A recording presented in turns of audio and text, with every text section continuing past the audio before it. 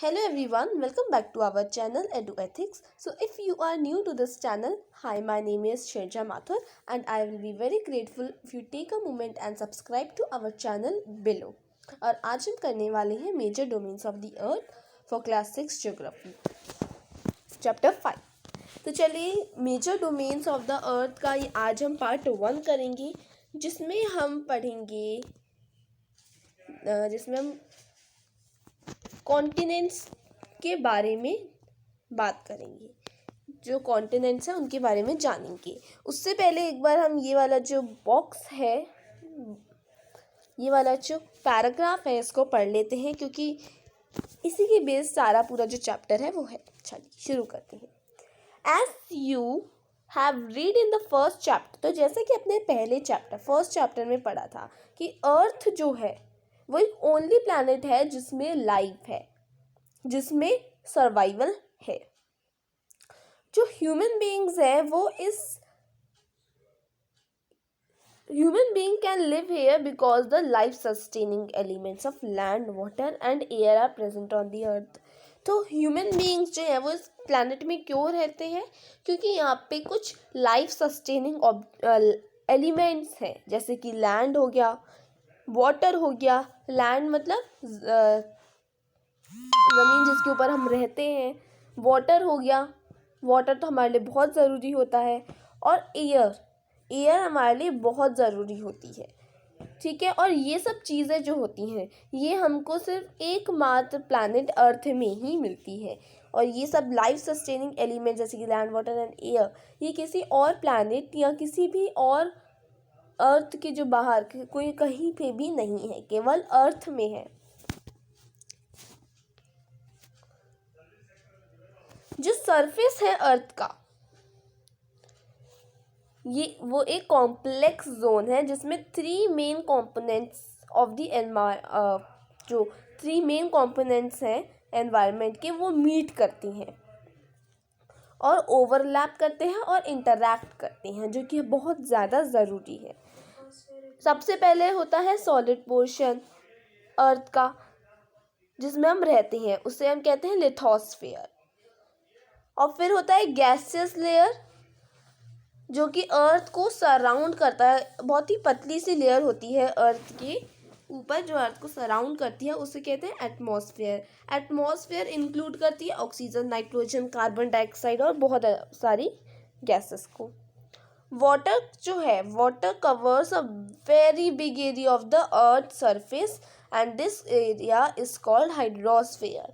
और जो वाटर होता है वो एक बहुत ही बड़ा एरिया कवर करता है अर्थ की सरफेस का, और उस एरिया को बोलते हैं हाइड्रोस्फेयर। हाइड्रोस्फेयर जो होता है वो सारे फॉर्म्स, वाटर के सारे फॉर्म्स को कॉम्प्रोमाइज करता है, that is ice, water and water vapour. Hydrosphere में ice, water and water vapour, water के सारे फॉर्म्स जो हैं वो इंक्लूडेड होते हैं। देन आता है बायोस्फेयर। बायोस्फेयर मतलब होता है लाइफ, यानी कि बायोस्फेयर में सब कुछ जो है वो इंक्लूड होते हैं, सारे लाइफ सस्टेनिंग एलिमेंट्स, जैसे कि लिथोस्फेयर, एटमॉस्फेयर, हाइड्रोस्फेयर, ये तीनों इसमें इंक्लूड होते हैं और उससे होते हैं बायोस्फेयर। इन सबको मिला के सर्वाइवल होता है। अगर पानी ना हो, अगर लैंड ना हो, अगर एटमॉस्फेयर ना हो, एयर ना हो, तो फिर हम नहीं जी सकते। अगर ये तीनों हो तो फिर हम सर्वाइव कर सकते हैं। तो biosphere is the narrow zone. तो बायोस्फीयर एक नैरो जोन है जहाँ पे हम फाइंड करते हैं लैंड को, वाटर को, एयर को एक साथ, जिसमें सारे which contains all forms of life, जो कि सारे फॉर्म्स ऑफ लाइफ कंटेन करता है, उसे बायोस्फीयर कहते हैं। अब वर्ड ओरिजिन देखते हैं। ग्रीक लैंग्वेज में जो लिथोस होता है उसका मतलब होता है स्टोन, ठीक है, और इससे ही बना है लिथोस्फियर। फिर आता है atmosphere means vapour. Of a हुडॉर, हुडॉर हाइड्रोस्फीयर से हुडॉर मीन्स वाटर और बायोस मीन्स लाइफ। ऐसे ही बना है lithosphere, atmosphere, hydrosphere and biosphere. बात करते हैं लिथोस्फीयर की, तो जो सॉलिड पोर्शन होता है अर्थ का उसे हम लिथोस्फीयर बोलते हैं। ये कंप्रोमाइज करता है रॉक्स को of the earth's crust and the thin layers of soil and contain nutrient elements which sustain organisms। तो ये कुछ nutrient elements को contain करता है which sustain organisms। There are two main divisions of the earth surface। तो बहुत ही दो main जो डिविजन्स है अर्थ सरफेस की, द लार्ज लैंड मासेस, जो लार्ज लैंड मासेस हैं जिनको कॉन्टिनेंट्स कहते हैं, और ह्यूज वाटर बॉडीज जिन्हें ओशन बेसिन्स कहते हैं। ये ओशन बेसिन्स, जो ओशंस जो होते हैं ऑफ द वर्ल्ड, ये कनेक्ट होते हैं एक दूसरे से, ठीक है। यानी कि ये आप जब मैप में देखोगे तो पैसिफिक ओशन, अंटार्कटिक ओशन, ये सब एक दूसरे से कनेक्टेड है। इंडियन ओशन सब एक दूसरे से कनेक्टेड है। इनके बारे में भी हम पढ़ेंगे पार्ट 2 में या पार्ट 3 में। कोशिश करेंगे कि पार्ट 2 बना सकें, क्योंकि इस वीडियो में हम कॉन्टिनेंट्स तक पढ़ेंगे। चलिए, all the oceans of the world are connected with one another. तो अब आप मैप को देखेंगे तो आप देखेंगे कि जो सारे लैंड मासेस हैं, क्या वो भी एक दूसरे से कनेक्टेड है? नहीं, वो एक दूसरे से कनेक्टेड नहीं है। जो भी आप कॉन्टिनेंट्स देखेंगे वो एक दूसरे से कनेक्टेड नहीं है। The level of sea water remains the same everywhere. Elevation of land is measured from the level of the sea. Elevation of land, जो लैंड की एलिवेशन है वो मेजर किया जाता है सी लेवल से, और उससे हम zero which is taken as zero. तब एक मैप है, और ये मैप हमारे बहुत काम आएगा जब हम कॉन्टिनेंट्स के बारे में पढ़ेंगे। जो हाईएस्ट माउंटेन पीक है वो है माउंट एवरेस्ट, और ये कितना मीटर्स है? ये है 8848 मीटर्स।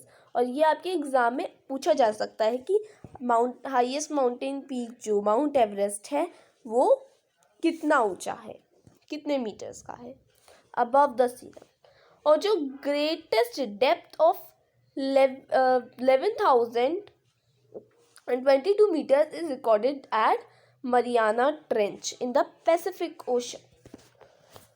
तो मरियाना ट्रेंच जो है वो है पैसिफिक ओशन में सबसे डीपेस्ट है, और वो कितना नीचे है? वो है 11,022 मीटर्स, माउंट एवरेस्ट से भी नीचे।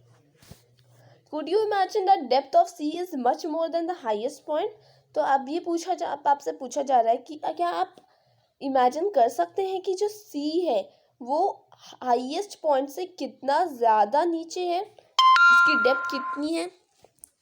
चलिए अब बात करते हैं कॉन्टिनेंट्स। तो 7 मेजर कॉन्टिनेंट्स हैं। देयर आर 7 मेजर कॉन्टिनेंट्स जो कि सेपरेटेड है एक दूसरे से बाय लार्ज वाटर बॉडीज, और इन कॉन्टिनेंट्स का नाम है Asia, Europe, Africa, north America, south America, Australia, Antarctica.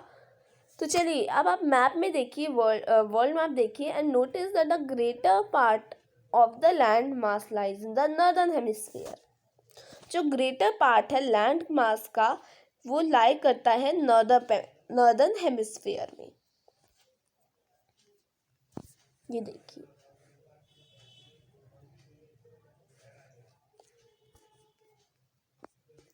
अब करते हैं बात कॉन्टिनेंट्स की। तो सबसे पहले हम बात करेंगे एशिया की, और जो हमारा कंट्री है इंडिया वो इस ही कॉन्टिनेंट में लाई करता है, एशिया में ही वो है। तो हम एशिया में ही है, एशिया कॉन्टिनेंट में ही है। और एशिया जो है वो एक लार्जेस्ट कॉन्टिनेंट है, सबसे बड़ा कॉन्टिनेंट है वर्ल्ड का। ये कवर करता है 1/3 of the total land area of the अर्थ। ये जो कॉन्टिनेंट है ये लाई करता है ईस्टर्न हेमिस्फीयर में, और ट्रॉपिक ऑफ कैंसर जो है वो इस कॉन्टिनेंट को पास करता है। जैसे कि हम इंडिया देखेंगे तो इंडिया के बीच से भी ये ट्रॉपिक ऑफ कैंसर गुजरता है। एशिया जो है वो सेपरेटेड है यूरोप से एक Ural by the Ural mountains on the west. जिसे आप मैप में देख सकते हैं। ये देखिए, ये एक यूरल माउंटेन है, ठीक है। और जो यूरोप है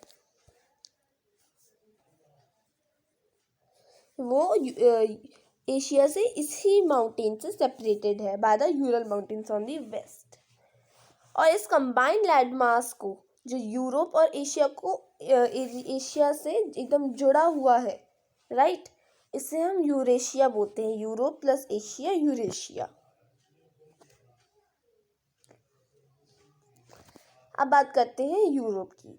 तो यूरोप जो है वो एशिया से काफ़ी छोटा है, और ये जो कॉन्टिनेंट है ये लाई करता है west of Asia. The Arctic circle, जो आर्कटिक सर्कल है वो पास करता है यूरोप से। देखिए आप मैप में, ये है आर्कटिक सर्कल, आर्कटिक ओशन।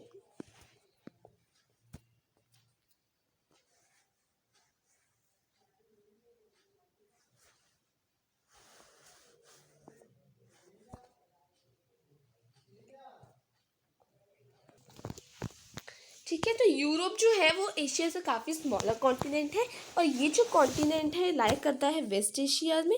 और आर्कटिक सर्कल जो है वो इस जो कॉन्टिनेंट है उसको पास करता है। ये वाटर से बाउंड है, it is bound by water bodies on 3 sides.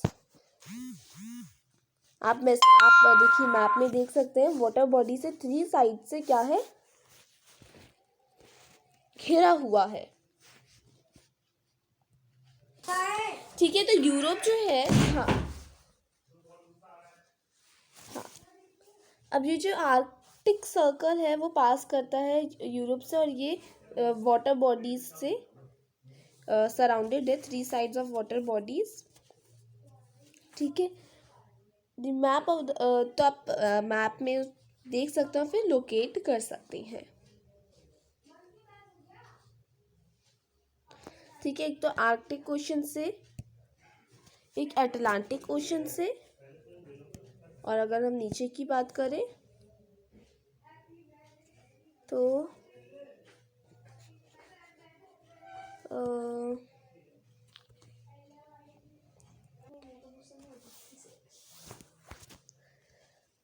चलिए, तो ये जो तो यूरोप जो है वो अटलांटिक ओशन, सदर्न ओशन और इंडियन ओशन से सराउंडेड है। ये 3 वो ओशंस है, ठीक है। उसके बाद आता है अफ्रीका। तो अफ्रीका जो है वो सेकेंड लार्जेस्ट कॉन्टिनेंट है आफ्टर एशिया। और इक्वेटर जो है वो, जो इक्वेटर यानी कि 0 डिग्री लैटिट्यूड जो है इक्वेटर, वो रन करता है almost two the middle of the continent. यानी कि अगर हम अफ्रीका को देखें इधर, तो देखिए इक्वेटर, ये देखिए इक्वेटर पास हो रहा है, ये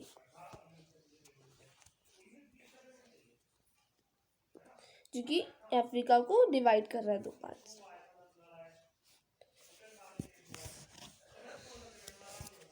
अफ्रीका को जो लार्ज पार्ट है वो नॉर्दर्न हेमिस्फीयर जो है उसकी तरफ लाई करता है। जैसे कि आप 5.1 फिगर में देखेंगे तो देखिए ये लार्ज पार्ट है एशिया का, जो कि कहाँ पे लाई करता है, नॉर्दर्न हेमिस्फीयर में, यानी कि इक्वेटर के ऊपर लाई करता है।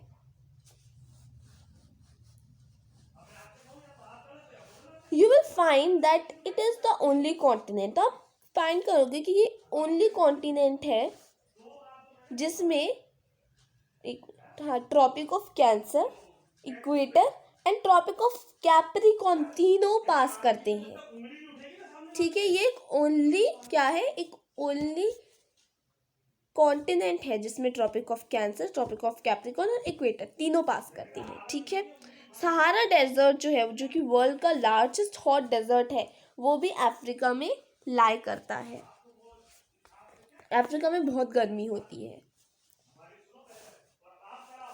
द कॉन्टिनेंट, जो कॉन्टिनेंट होता है, is bound on all sides by ocean and seas. जो कॉन्टिनेंट होता है ये ऑल साइड से ओशन और सी से घिरा हुआ होता है अफ्रीका। अगर आप मैप में देखेंगे तो आप नोटिस करेंगे कि जो लॉन्गेस्ट रिवर है नाइल रिवर जो है वो फ्लो करती है थ्रू अफ्रीका। आप नोटिस करेंगे कि इक्वेटर जो है, ट्रॉपिक ऑफ कैंसर जो है, ट्रॉपिक ऑफ कैप्रिकॉर्न भी है, वो तीनों अफ्रीका से पास कर रहे हैं। चलिए देखते हैं हम। ये देखिए, ये है ये है अफ्रीका। तो इसमें ये इक्वेटर नीचे से जा रहा है, फिर ये ट्रॉपिक ऑफ इक्वेटर बीच से जा रहा है, ट्रॉपिक ऑफ कैंसर ऊपर से जा रहा है, ट्रॉपिक ऑफ कैप्रिकॉर्न नीचे से जा रहा है।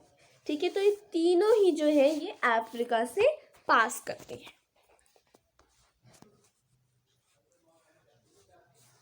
अब बात करते हैं नॉर्थ अमेरिका की। तो नॉर्थ अमेरिका जो है वो थर्ड लार्जेस्ट कॉन्टिनेंट है वर्ल्ड का, और ये लिंक्ड है साउथ अमेरिका से एक वेरी नैरो स्ट्रिप से, जिसे हम इस्थमस कहते हैं ऑफ पनामा।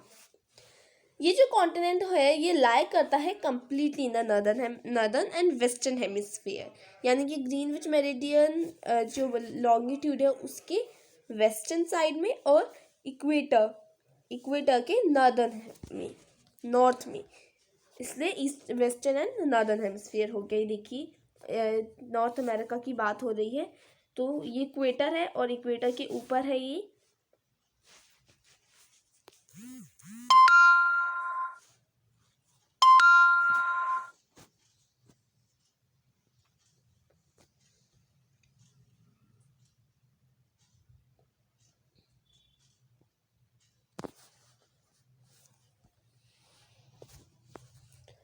अब आपको फिगर 5.1 में जब आप देखेंगे तो, अच्छा ये तो हो गया नॉर्थ अमेरिका की। आप बात करते हैं, 3 ओशंस जो है जो इस कॉन्टिनेंट को सराउंड करते हैं, आपको उनके नाम बताने हैं। तो एक हो गया पैसिफिक ओशन, एक हो गया अटलांटिक ओशन, और एक हो गया हमारा southern ocean.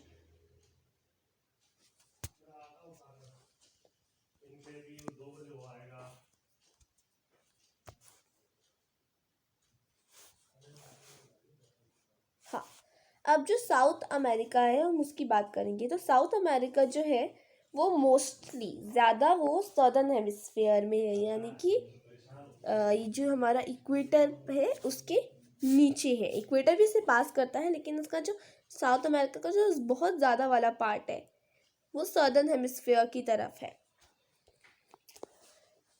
Which two ocean surrounded on the east and the west? 2 oceans जो है जो उसको ईस्ट और वेस्ट से सराउंड करते हैं, आपको उनके नाम बताने हैं। तो ईस्ट से हो गया तो साउथ अमेरिका के ईस्ट में है अटलांटिक ओशन, और वेस्ट में है पैसिफिक ओशन।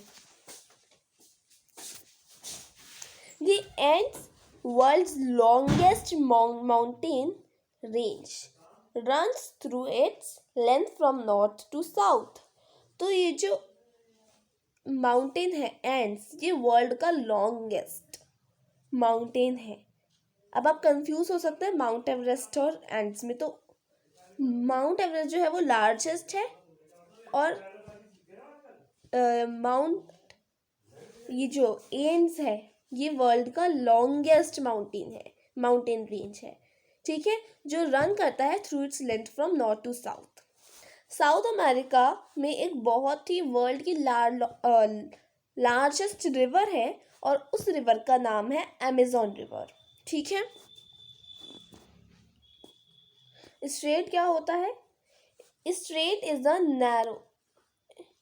जो है वो एक नैरो पैसेज होता है of water connecting 2 large water bodies, जो 2 लार्ज वाटर बॉडीज को कनेक्ट करती है, लाइक सीज एंड ओशंस। ठीक है, ये देखिए यहाँ पे बे ऑफ बंगाल, यहाँ पे अरेबियन सी।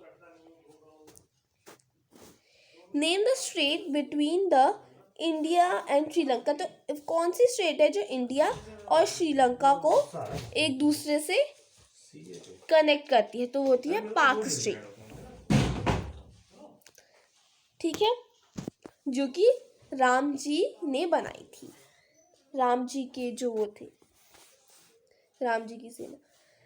नॉर्थ अमेरिका, तो इस्थमस जो है, जो कि साउथ अमेरिका और नॉर्थ अमेरिका को कनेक्ट करती है, तो वो एक नैरो स्ट्रिप है of land joining two land masses.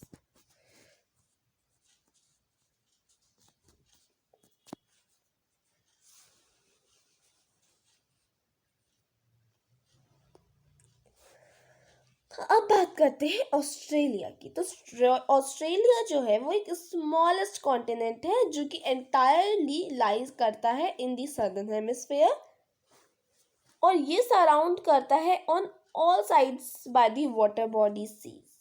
और इस आइलैंड को, क्योंकि ये छोटा है, इसको इसलिए इसको बोलते हैं आइलैंड कॉन्टिनेंट, क्योंकि और ये सारी जो वाटर बॉडीज है उसके बीच में है, सारी तरफ से वाटर बॉडीज बाउंड करती हैं इसको। अब बात करते हैं अंटार्कटिका। अंटार्कटिका जो है वो कंप्लीटली सदर्न हेमिस्फीयर में है, और ये एक ह्यूज कॉन्टिनेंट है। जो साउथ पोल है लाई करता है almost at the centre of this continent, as it is located in the south polar region. तो जैसे कि ये साउथ पोलर रीजन में लोकेटेड है, तो ये परमानेंटली कवर्ड है थिक आइस शीट से, और कोई भी यहाँ पे परमानेंट ह्यूमन सेटलमेंट नहीं हो सकता है, क्योंकि यहाँ पे बहुत ठंड है। और बहुत सारी कंट्रीज जो है उन्होंने यहाँ एंटार्क्टिका जो कॉन्टिनेंट है यहाँ पे रिसर्च करी है स्टेशंस की। इंडिया ने भी यहाँ पे रिसर्च करी है स्टेशंस की, और इनको नेम किया गया है एज मैत्री, दक्षिण गंगोत्री।